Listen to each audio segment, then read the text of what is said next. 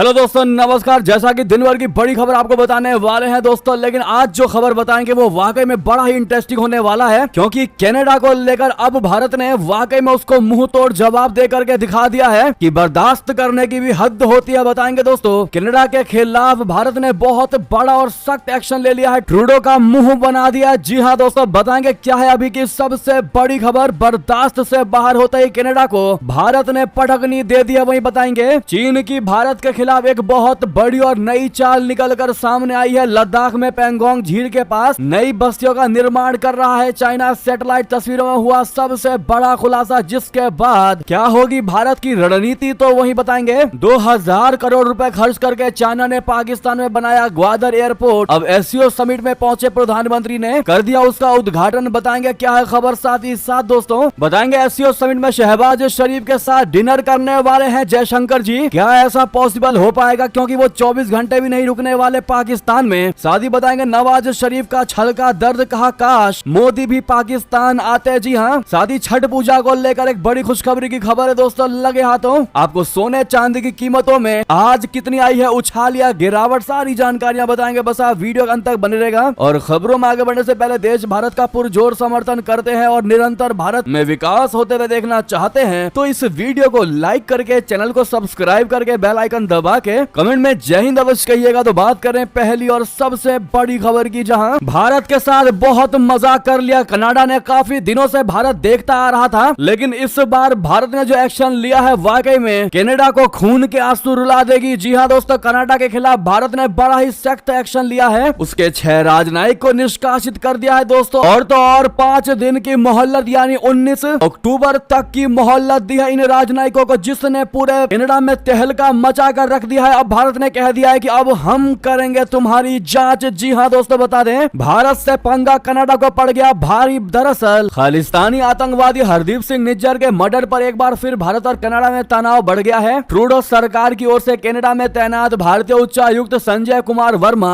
और अन्य अफसरों को निगरानी सूची में शामिल करने के बाद भारत ने अपने इन सभी डिप्लोमेट्स को वापस बुलाने का फैसला किया है। भारतीय विदेश मंत्रालय ने बयान जारी करके कहा कि कनाडा में जारी उग्रवाद और हिंसा के माहौल में ट्रूडो सरकार के कार्यों ने हमारे राजनयिकों की सुरक्षा को खतरे में डाल दिया है। हमें उनकी सुरक्षा सुनिश्चित करने की वर्तमान कनाडाई सरकार की प्रतिबद्धता पर कोई भरोसा नहीं है। लिहाजा भारत सरकार ने अपने उच्चायुक्त और अन्य संबंधित राजनयिकों व अधिकारियों को कनाडा से वापस बुलाने का फैसला किया है। जी हाँ, अपने उच्चायुक्त संजय वर्मा समेत 6 राजनयिकों को वापस बुलाने के फैसले के बाद भारत ने कनाडा पर एक और वार कर दिया। देर शाम आदेश जारी करके भारत ने दिल्ली में तैनात कनाडा के 6 राजनयिकों को भी निष्कासित करने का आदेश जारी कर दिया और इन सभी राजनयिकों को 19 अक्टूबर को रात 12 बजे से पहले भारत छोड़ने का आदेश दे दिया गया है। जी हाँ दोस्तों, कई सालों से भारत वेट एंड वॉच कर रहा था, कनाडा को देख रहा था कि वो किस हद तक जाता है, कैसा रवैया भारत के खिलाफ अपनाता है। दोस्तों भारत लगातार उसको देख रहा है कि वो बार बार जितनी बार संसद लगता था या बाहर भी मीडिया में हर जगह भारत की खिलाफी की जाती है, भारत को ब्लेम कर रहा था निज्जर हत्याकांड को लेकर। अब दोस्तों आगे से भारत ने ये एक्शन लेकर के दिखा दिया है कि बर्दाश्त की भी कोई हद होती है। और अब जब भारत ने ये एक्शन लिया है तो वाकई में कनाडा को नाक नहीं रगड़वा दिया अपने भारत ने, तो ये भारत नहीं। आपकी जानकारी के लिए आपको बता दें, भारत के उच्चायुक्त को बुलाने के फैसले से कनाडा भड़क गया है दोस्तों। अब ऐसे में जिस प्रकार से भारत ने कनाडा पर ये बड़ा एक्शन लिया है, अगर आप इसका समर्थन करते हैं तो सामने लाइक का बटन है जरूर दबाइएगा, जिन्होंने अभी तक लाइक नहीं किया, और कमेंट में हमारा समर्थन है जरूर कहिएगा दोस्तों। लेकिन आपको बता दें, अगर भारत ने अपना समर्थन वापस ले लिया है तो आप ये भी लिख लीजिएगा, कनाडा में आज नहीं तो कल यानी आने वाले कुछ समय में ट्रूडो की सरकार भी जरूर गिर सकती है। जी हाँ, क्योंकि ट्रूडो की रेटिंग तो गिर ही चुकी है कनाडा में और आए दिन उसके खुद के सांसद ट्रूडो का साथ छोड़ते नजर आ रहे हैं। यानी राजनीतिक करियर की बात करें तो ट्रूडो की खत्म होती जा रही है कनाडा में, क्योंकि दोस्तों अपना राजनीतिक करियर बचाने के लिए ही ट्रूडो ने भारत से पंगा लिया था और ये पंगा ट्रूडो को उल्टा भारी पड़ने वाला है। तो वही नेक्स्ट खबर आपको बता दें, चीन की भारत के खिलाफ एक नई चाल का खुलासा। लद्दाख में पैंगोंग झील के पास कर रहा बस्तियों का निर्माण। सैटेलाइट तस्वीरों में हुआ सबसे बड़ा खुलासा। बता दें चीन की चालबाजी की ये सबसे बड़ी खबर। एक तरफ जहां भारत और चीन सीमा पर तनाव कम करने के लिए कूटनीतिक प्रयास किए जा रहे हैं, तो वहीं दूसरी तरफ हालिया सैटेलाइट तस्वीरों से पता चलता है कि पैंगोंग तसो झील के उत्तरी तट के पास एक बहुत बड़ी चीनी बस्ती का निर्माण कार्य चल रहा है। इन तस्वीरों में घनी बस्ती नजर आ रही है। दुनिया की सबसे ऊंची खारे पानी की झील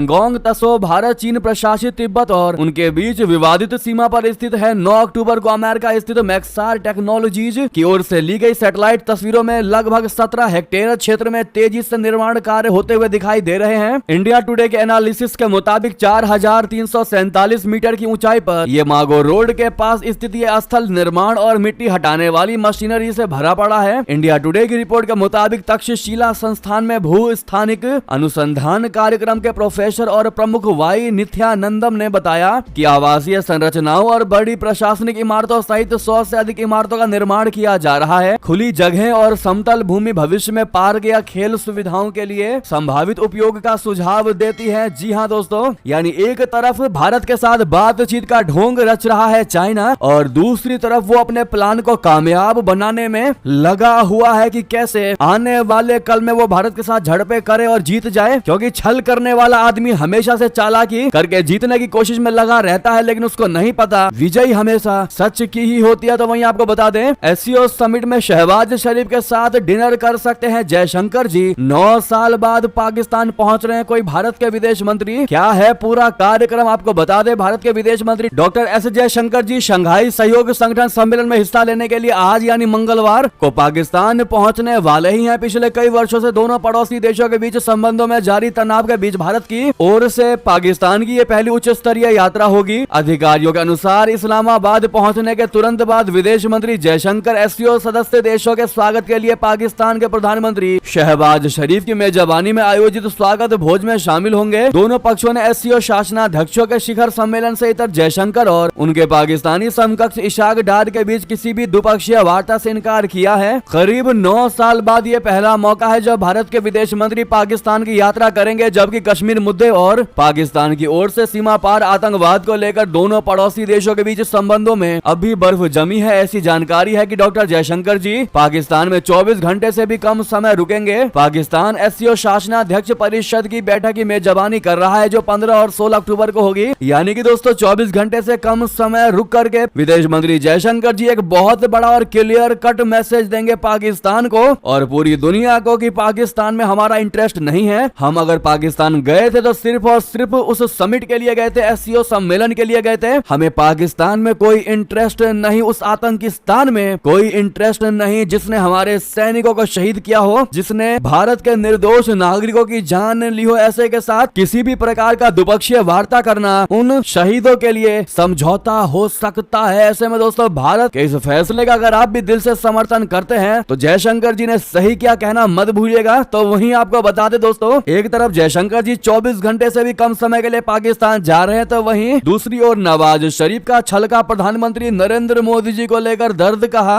काश पीएम मोदी भी पाकिस्तान आते। जी हाँ, पाकिस्तान में आयोजित शंघाई सहयोग संगठन शिखर सम्मेलन के पहले भारत को लेकर नवाज शरीफ का दर्द छलका है। उन्होंने भारत के साथ अच्छे संबंधों की एक बार फिर पैरवी की है। नवाज शरीफ ने कहा है कि ये बहुत अच्छा रहता कि अगर प्रधानमंत्री नरेंद्र मोदी भी एससीओ शिखर सम्मेलन में शामिल होने के लिए पाकिस्तान आते। एक इंटरव्यू में नवाज शरीफ ने कहा कि मैं हमेशा से भारत के साथ अच्छे संबंधों का समर्थक रहा हूं। मुझे आशा है कि हमारे रिश्तों को पुनर्जीवित करने का अवसर मिलेगा। ये बहुत अच्छा रहता कि अगर प्रधानमंत्री नरेंद्र मोदी जी भी एससीओ शिखर सम्मेलन में हिस्सा लेने पाकिस्तान आते। मुझे उम्मीद है कि निकट भविष्य में उन्हें यानी पीएम मोदी और हमें एक साथ बैठने का मौका मिलेगा। दोस्तों ये पहली बार नहीं है जब नवाज शरीफ ने भारत के साथ अच्छे संबंधों की पैरवी की हो। उन्होंने इससे पहले भी कई मौकों पर भारत के साथ संबंधों को सुधारने की बात की है। लंबे अरसे बाद लंदन से पाकिस्तान लौटने के बाद एक कार्यक्रम के दौरान नवाज शरीफ ने कहा था कि उनका देश दुनिया से पैसा मांग रहा है, जबकि भारत चांद पर पहुंच गया है। उन्होंने ये भी कहा था कि भारत के पास आज खजाने में 600 अरब डॉलर है। हिंदुस्तान G20 की मेजबानी कर रहा है, लेकिन पाकिस्तान 1-1 अरब डॉलर चीन और अरब देशों सहित दुनिया भर से मांग रहा है। ऐसे में हमारी उनके सामने क्या इज्जत रह गई है। ऐसे में दोस्तों नवाज शरीफ वाकई में भारत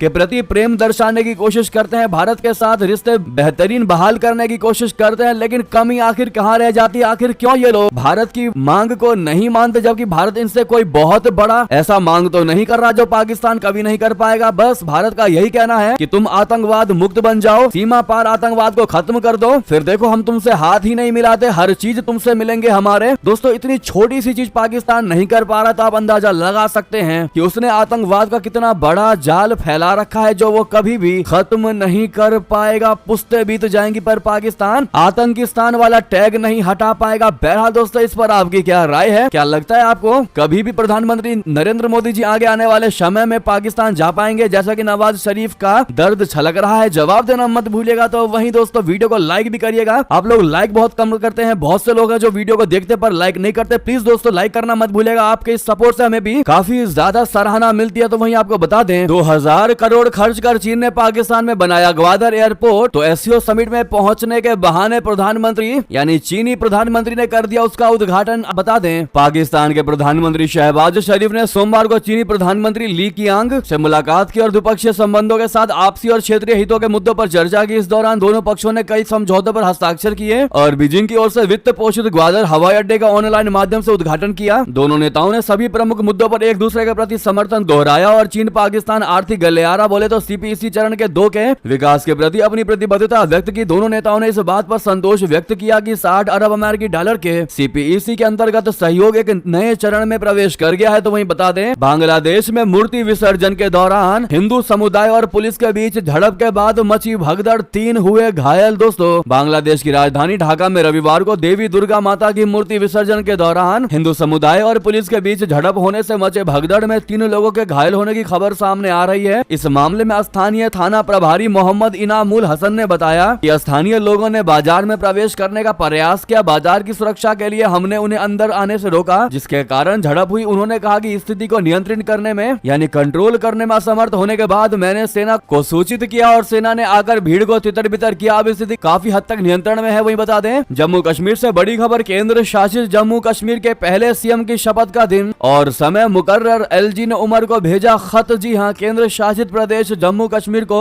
एक दिन के बाद यानी कि कल 16 अक्टूबर को अपना पहला मुख्यमंत्री मिल जाएगा। उपराज्यपाल मनोज सिन्हा ने उमर अब्दुल्ला को बुधवार सुबह 11:30 पर शपथ लेने के लिए बुलाया है, यानी सुबह 11:30 बजे शपथ लेने बुलाया है। 10 साल बाद हुए चुनाव में नेशनल कॉन्फ्रेंस ने रिकॉर्ड जीत दर्ज की है। जम्मू कश्मीर के उपराज्यपाल मनोज सिन्हा ने सोमवार को नेका नेता उमर अब्दुल्ला को 16 अक्टूबर को केंद्र शासित प्रदेश के पहले मुख्यमंत्री के रूप में शपथ लेने के लिए आमंत्रित किया। यह आमंत्रण केंद्र द्वारा जम्मू कश्मीर से राष्ट्रपति शासन हटाए जाने के एक दिन बाद दिया गया है। अब्दुल्ला को लिखे पत्र में सिन्हा ने कहा कि मुझे जम्मू कश्मीर नेशनल कॉन्फ्रेंस के अध्यक्ष डॉक्टर फारूक अब्दुल्ला का 11 अक्टूबर 2024 का पत्र मिला है जिसमें बताया गया है कि आपको सर्वसम्मति से विधायक दल का नेता चुना गया है। तो वहीं आपको बता दें और करीब आएंगे भारत रशिया व्यापार के लिए इस नए समुद्री मार्ग पर मोदी पुतिन की नजर। दोस्तों उत्तरी समुद्री मार्ग से व्यापार को बढ़ावा देने के लिए भारत और रशिया के वर्किंग ग्रुप्स की मीटिंग में समझौता ज्ञापन तैयार कर लिया गया है। दोनों ही देश नए समुद्री गलियारे को विकसित करने की दिशा में काम कर रहे हैं। इस नए समुद्री रास्ते से दोनों मित्र राष्ट्रों के बीच की भी दूरी कम होगी जिससे व्यापार को बढ़ावा मिलेगा। वर्तमान समय में दोनों देशों के व्यापार का एक बड़ा हिस्सा लाल सागर से होकर गुजरता है, लेकिन उस क्षेत्र में चल रहे युद्ध की आशंका के बीच व्यापार पर संकट और भी ज्यादा बढ़ गया है। वैश्विक परिदृश्य को देखते हुए रशिया की तरफ से इस परियोजना पर पिछले कई सालों से काम करने की कोशिश की जा रही है। प्रधानमंत्री नरेंद्र मोदी और रूसी राष्ट्रपति पुतिन के बीच जुलाई में हुए शिखर सम्मेलन वार्ता में आपसी सहयोग पर द्विपक्षीय अंतर सरकारी आयोग के तहत उत्तरी समुद्री मार्ग पर एक कार्य समूह स्थापित करने का निर्णय लिया गया था। साथ ही बता दें आसमान से गिरी पर्चियां और भड़क गई तानाशाह किम जोंग की बहन, दक्षिण कोरिया को दे डाली ये धमकी। दोस्तों उत्तर कोरिया और दक्षिण कोरिया के बीच फिर से तनाव गहराता दिखाई दे रहा है। उत्तर कोरिया ने दक्षिण कोरिया पर आरोप लगाया कि उसने ड्रोन प्योंगयांग के ऊपर भेजे और उससे उत्तर कोरिया विरोधी पर्चे गिराए। उत्तर कोरियाई राज्य मीडिया KCNA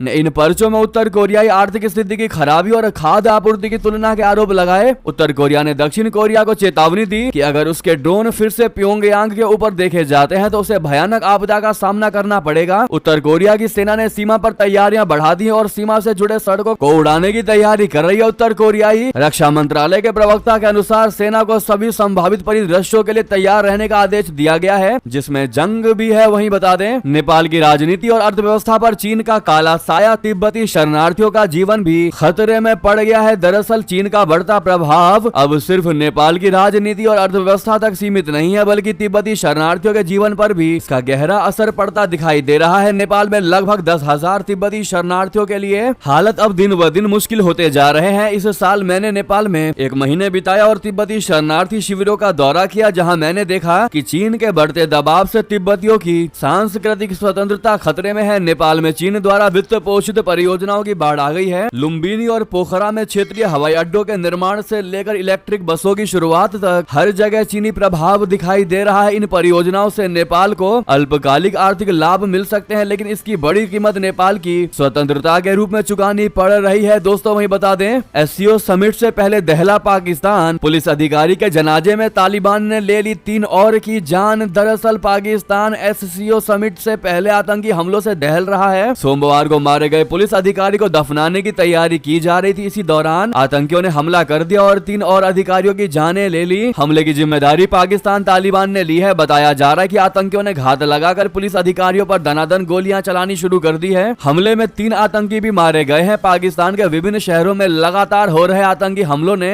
शहबाज सरकार की चिंता बढ़ा दी है। इतना ही नहीं, एससीओ सम्मेलन से पहले इमरान खान की पार्टी के करीब 200 कार्यकर्ताओं को गिरफ्तार भी कर लिया गया है, क्योंकि एससीओ सम्मेलन के दौरान इस्लामाबाद में प्रदर्शन करने की कथित योजना बना रहे इन पूर्व प्रधानमंत्री इमरान खान की पार्टियों के 200 कार्यकर्ताओं को गिरफ्तार कर लिया गया है। वहीं बता दें, जर्मनी में इजराइल के खिलाफ फूटा मुसलमानों का गुस्सा, हैम्बर्ग की सड़कों पर उमड़ा जन सैलाब। दोस्तों, जर्मनी के हैम्बर्ग शहर में शनिवार को हजारों मुसलमानों ने जबरदस्त प्रदर्शन किया, जिसमें शरिया कानून और इस्लामी खिलाफत की मांग उठाई गई। प्रदर्शनकारियों ने अल्लाहू अकबर के नारे लगाए और इजराइल के खिलाफ खुली नाराजगी जाहिर की। यह विरोध प्रदर्शन मुस्लिम इंटरएक्टिव नामक संगठन द्वारा आयोजित किया गया था, जिसमें जर्मनी की सुरक्षा एजेंसियां चरमपंथी समूह के रूप में मानती है। प्रदर्शन में 2000 से अधिक मुसलमानों ने हिस्सा लिया था, जिसमें शरिया कानून लागू करने और इस्लामी खिलाफत की बहाली की मांग की गई। वहीं बता दें, पन्नू केस को लेकर बड़ी खबर, खालिस्तानी आतंकवादी की हत्या की साजिश की जांच अमेरिका जा रही भारतीय टीम। जी हां, अमेरिकी विदेश विभाग ने सोमवार को बताया है कि एक अमेरिकी नागरिक की हत्या की नाकाम साजिश में एक भारतीय सरकारी अधिकारी की संलिप्तता के आरोपों की जांच के लिए गठित भारतीय जांच समिति मंगलवार को वॉशिंगटन आएगी। एक आधिकारिक विज्ञप्ति में कहा गया है कि जांच समिति अपनी तफ्तीश के तहत मामले पर बातचीत के लिए 15 अक्टूबर को वॉशिंगटन की यात्रा करेगी। इस दौरान प्राप्त सूचनाओं पर बातचीत की जाएगी और यहाँ के अधिकारियों से ताजा जानकारी प्राप्त की जाएगी। दोस्तों, अगर कनाडा की तरह ही अमेरिका का हाल रहा भारत को लेकर, अगर वो उसने भारत को परेशान करने की कोशिश की, तो वाकई में भारत भूल जाएगा कि अमेरिका क्या है उसके लिए। दोस्तों वहीं बता दें, पाकिस्तान से चाहकर भी सैन्य संबंध क्यों नहीं तोड़ सकता अमेरिका, मजबूरी में कर रहा युद्धाभ्यास। क्या है कारण, आपको बता दें, अमेरिका और पाकिस्तान ने हाल ही में अरब सागर में नौसैनिक अभ्यास किया है। इसे दोनों देशों के बीच बढ़ते सैन्य सहयोग के तौर पर देखा जा रहा है। हालांकि अमेरिका शुरू से ही पाकिस्तान की भू राजनीतिक चालों को लेकर सतर्क है। इस अभ्यास का उद्देश्य अमेरिका और पाकिस्तान के बीच समुद्री सहयोग को बढ़ाना था। अमेरिका जानता है कि पाकिस्तान के आतंकवादी समूहों और चीन के साथ घनिष्ठ संबंध है। इसके बावजूद वो सैन्य सहयोग को बनाए रखकर शायद पारस्परिक रणनीतिक हितों को साधने की कोशिश कर रहा है। जी हां, अक्टूबर 2024 में अमेरिका और पाकिस्तान ने अरब सागर में एक महत्वपूर्ण द्विपक्षीय नौसैनिक अभ्यास किया। इसमें यूएसएस ओकेन और पाकिस्तान नौसेना के जहाज बाबर शामिल थे। वहीं बता दें, अमेरिकी राष्ट्रपति चुनाव को लेकर बड़ी खबर, वोटिंग से ठीक पहले ही ओपिनियन पोल में कमला हैरिस को बहुत बड़ा झटका लगा। दोस्तों, ट्रंप की दमदार वापसी दिखाई दे रही है इस ओपिनियन पोल से। बता दें, अमेरिकी राष्ट्रपति चुनाव में डोनाल्ड ट्रंप अपनी प्रतिद्वंदी कमला हैरिस पर बढ़त बनाते दिखाई दे रहे हैं। इस हफ्ते आए नए पोल के हिसाब से कमला हैरिस डोनाल्ड ट्रंप से पिछड़ती दिखाई दे रही है। ये पोल ऐसे समय में आया है जब अमेरिका के राष्ट्रपति पद के लिए चुनाव होने में 1 महीने से भी कम का समय बचा हुआ है। रविवार को जारी 3 सर्वेक्षणों में ट्रंप पर हैरिस की बढ़त कम हुई या पूरी तरह से खत्म हो गई है। CNN की रिपोर्ट के मुताबिक NBC न्यूज के पोल में डेमोक्रेटिक और रिपब्लिकन उम्मीदवार राष्ट्रीय स्तर पर 48% के साथ बराबरी पर है। ये हैरिस के लिए इसलिए झटका है क्योंकि पिछले महीने इसी पोल में उनको ट्रंप पर 5 अंकों की बढ़त मिली थी। ABC न्यूज या एप्सोस पोल में हैरिस 50 और ट्रंप 48% पर है। पिछले महीने इस सर्वेक्षण में हैरिस 52% और ट्रंप 46% पर थे। जी हाँ दोस्तों, ऐसे में अगर हम आपकी राय जाननी चाहे तो आप किसको जितवाना चाहेंगे, आपके हिसाब से कौन होना चाहिए अमेरिका का अगला राष्ट्रपति? दोस्तों कमेंट में बताना मत भूलिएगा। और आपको अगली खबर बता दें, ऑस्ट्रेलिया के working holiday maker visa programme का भारतीयों में क्रेज, 40,000 युवा कर चुके अप्लाई। दरअसल ऑस्ट्रेलिया के सहायक आव्रजन मंत्री मैथ थिस्टले थवेट ने सोमवार को बताया कि ऑस्ट्रेलिया के नए वर्किंग हॉलीडे मेकर वीजा कार्यक्रम के अंतर्गत 1000 स्थानों के लिए केवल 2 सप्ताह में लगभग 40,000 आवेदन जमा हुए हैं। थिस्टले थवेट ने उक्त कार्यक्रम की शुरुआत के लिए आयोजित समारोह में कहा कि यह वीजा 18 से 30 वर्ष की आयु के भारतीयों को 12 महीने तक ऑस्ट्रेलिया में रहने, काम करने और अध्ययन करने की अनुमति देता है। दोस्तों, ये दोनों देशों के बीच संबंधों को मजबूत करने की दिशा में एक बहुत महत्वपूर्ण और एक बहुत बड़ा कदम है। उन्होंने कहा कि वीजा प्रक्रिया 1 अक्टूबर को शुरू हुई और महीने के आखिर में समाप्त होगी। तो वही बता दें, राष्ट्रपति द्रौपदी मुर्मू जी की अल्जीरिया समकक्ष तैबोन से मुलाकात, द्विपक्षीय संबंधों पर हुई चर्चा। जी हाँ, भारतीय राष्ट्रपति द्रौपदी मुर्मू रविवार शाम को 3 देशों की यात्रा के पहले चरण में अल्जीरिया के राजधानी अल्जीयर्स पहुंची है, जहां जहां उन्होंने राष्ट्रपति अब्देल मजीद तैबून से मुलाकात की, जिस दौरान उन्होंने भारत और अल्जीरिया के बीच द्विपक्षीय संबंधों की समीक्षा की और सभी क्षेत्रों में संबंधों को मजबूत करने पर सहमति जताई। विदेश मंत्रालय ने सोशल मीडिया प्लेटफॉर्म एक्स पर जानकारी देते हुए लिखा कि भारत अल्जीरिया संबंधों को प्रगति और गति प्रदान करते हुए राष्ट्रपति द्रौपदी मुर्मू ने आज अल्जीरिया के राष्ट्रपति तेब्बोने मजीद से मुलाकात की। बता दें कि अल्जीरिया के बाद राष्ट्रपति मुर्मू मोरिटानिया और मलावी की यात्रा करेंगे। वहीं बता दें तेल अवीव समेत 182 शहरों पर आसमान से बरसी आग। हिजबुल्लाह ने लगातार दूसरे दिन भी इजराइल को दहलाया। जी हां, इजराइल और लेबनान के आतंकी हिजबुल्लाह के बीच जंग खतरनाक मोड़ ले चुकी है। इजराइल एक तरफ लेबनान में जमीनी हमला करके हिजबुल्लाह आतंकियों को मार रहा है, दूसरी ओर हिजबुल्लाह ने भी इजराइल को दहलाना शुरू कर दिया है। हिजबुल्लाह ने लगातार दूसरे दिन इजराइल पर रॉकेट की वर्षा की। सोमवार को इजरायली सेना ने कहा कि हिजबुल्लाह ने तेल अवीव समेत पूरे मध्य इजराइल के करीब 182 शहरों पर आग के गोले दाग दिए। हवाई हमलों से सायरन बजने लगे और सुरक्षा के डर से लोगों को बंकरों की शरण लेनी पड़ी। वहीं बता दें श्रीलंका में शुरू हो सकती है अदानी की बिजली परियोजना, अनुमति देने पर पुनर्विचार कर रही है नई सरकार। दोस्तों, श्रीलंका के नए राष्ट्रपति अनुरा कुमारा दिसानाइके के नेतृत्व वाली सरकार ने देश के सुप्रीम कोर्ट को बताया कि वो भारत के अदानी समूह को पवन ऊर्जा परियोजना के लिए पिछली सरकार की तरफ से दी गई मंजूरी पर पुनर्विचार करेगी। अटॉर्नी जनरल की ओर से सुप्रीम कोर्ट की 5 सदस्यीय पीठ को बताया गया कि परियोजना की समीक्षा करने का निर्णय 7 अक्टूबर को हुई कैबिनेट की बैठक में लिया गया था। अदालत को बताया गया कि नई सरकार का अंतिम निर्णय 14 नवंबर को संसदीय चुनाव के बाद नए मंत्रिमंडल की स्थापना के बाद बताया जाएगा। वहीं बता दें 24 घंटे में लॉरेंस बिश्नोई जैसे 2% के अपराधी के पूरे नेटवर्क को खत्म कर दूंगा। जी हां, पप्पू यादव ने बड़ा चैलेंज दिया है दोस्तों, बड़ा बयान दिया है। बता दें शनिवार की रात महाराष्ट्र के प्रमुख राजनीतिक दल एनसीपी के नेता बाबा सिद्दीकी की गोली मारकर हत्या कर दी गई। जैसा कि आप जानते हैं मुंबई के बांद्रा इलाके में जब वो अपने बेटे के ऑफिस से निकलकर कहीं जा रहे थे, इसी दौरान उन पर 3 बदमाशों ने फायरिंग कर दी। कई गोलियां बाबा सिद्दीकी को लगी, जिससे वो गंभीर रूप से घायल हो गए। आनंद फानन में उन्हें लीलावती अस्पताल लेकर जाया गया, जहां उनको मृत घोषित कर दिया गया। तो वहीं अब बिहार की पूर्णिया लोकसभा सीट से सांसद पप्पू यादव ने इस पर प्रतिक्रिया दी है। पप्पू यादव ने कहा है कि अगर कानून अनुमति दे तो वो 24 घंटे में लॉरेंस बिश्नोई के पूरे नेटवर्क को खत्म कर देंगे। दरअसल एनसीपी नेता बाबा सिद्दीकी की गोली मारकर हत्या कर देने की खबर से नेताओं की प्रतिक्रियाएं सामने आ रही हैं। इस बीच पूर्णिया सीट से सांसद पप्पू यादव ने ऐसा बयान दिया है। दोस्तों, क्या लगता है आपको पप्पू यादव के इस बयान के पीछे क्या कारण हो सकता है, वहीं बता दें लेटेस्ट अपडेट क्या है। दोस्तों, सिद्दीकी मर्डर केस में तो बता दें इन 4 एंगल पर चल रही है जांच। 7वें आरोपी की भी तलाश जारी है, जो हो सकता है बहुत बड़ी और अहम कड़ी। जी हां, एनसीपी नेता बाबा सिद्दीकी मर्डर केस की जांच कर रही मुंबई पुलिस 7वें आरोपी की भी तलाश कर रही है। ये आरोपी बिश्नोई गैंग और शूटरों के बीच की अहम कड़ी हो सकती है। वहीं बता दें सीएम योगी आदित्यनाथ जी का सबसे बड़ा एक्शन, बहराइच में माहौल बिगाड़ने वालों को बख्शा नहीं जाएगा। एसएचओ और चौकी इंचार्ज को भी सस्पेंड कर दिया गया। जी हां, उत्तर प्रदेश में बहराइच के हरदी थाना क्षेत्र में दुर्गा प्रतिमा विसर्जन के दौरान हुई हिंसा पर मुख्यमंत्री योगी आदित्यनाथ ने सख्त रुख अपनाया है। साथ ही बता दें कौशाम्बी में दुर्गा विसर्जन के दौरान मुस्लिम भीड़ ने तलवार लेकर कर दिया हमला, माता रानी को मारी लात, मूर्ति पर थूका। जी हां, महिला श्रद्धालुओं की रोते हुए वीडियो हुई है वायरल। उत्तर प्रदेश के कौशाम्बी जिले में मां दुर्गा के विसर्जन जुलूस पर हमला हुआ है। इस हमले में जुलूस में शामिल महिला श्रद्धालुओं को भी निशाना बनाया गया। हमले के दौरान तलवारें भी लहराई गई और पत्थरबाजी की गई। इस घटना में कई श्रद्धालुओं को चोटें आने की खबर है। वहीं बता दें दिल्ली सरकार के छठ पूजा के लिए क्या है इंतजाम, सीएम आतिशी ने किया बड़ा ऐलान। दोस्तों, हर साल छठ पर्व को लेकर भक्तों में भारी उत्साह होता है। इस त्योहार की शुरुआत शुक्ल पक्ष की षष्ठी तिथि से होती है। इस अवसर पर छठी मैया की पूजा अर्चना की जाती है। छठ पर्व दीपावली के बाद मनाया जाता है, जिसमें सूर्य देवता की पूजा की जाती है। ऐसे में दिल्ली सरकार ने छठ पूजा की तैयारियां शुरू कर दी हैं, जिसका भक्तों को सीधा लाभ होगा। दिल्ली के मुख्यमंत्री आतिशी ने सोमवार को छठ पूजा को लेकर बड़ा ऐलान किया और कहा कि पूर्वांचल, बिहार और पूर्वी उत्तर प्रदेश के लोग अच्छे से छठ त्योहार मना सके, इसलिए 1000 मॉडल घाट बनाए जाएंगे। इन घाटों का निर्माण 70 विधानसभा क्षेत्रों में होगा। तो वहीं हरियाणा में आंगनबाड़ी वर्करों को दिवाली का बड़ा तोहफा, शपथ ग्रहण से पहले भाजपा सरकार ने बढ़ाया मानदेय। हरियाणा विधानसभा चुनाव में अपने बूते बहुमत हासिल करके भाजपा ने अब तक का सर्वश्रेष्ठ प्रदर्शन किया है। अब शपथ ग्रहण से पहले ही भाजपा ने आंगनबाड़ी कार्यकर्ताओं और सहायिकाओं को दीपावली का तोहफा दिया है। प्रदेश की आंगनबाड़ी कार्यकर्ताओं और सहायिकाओं के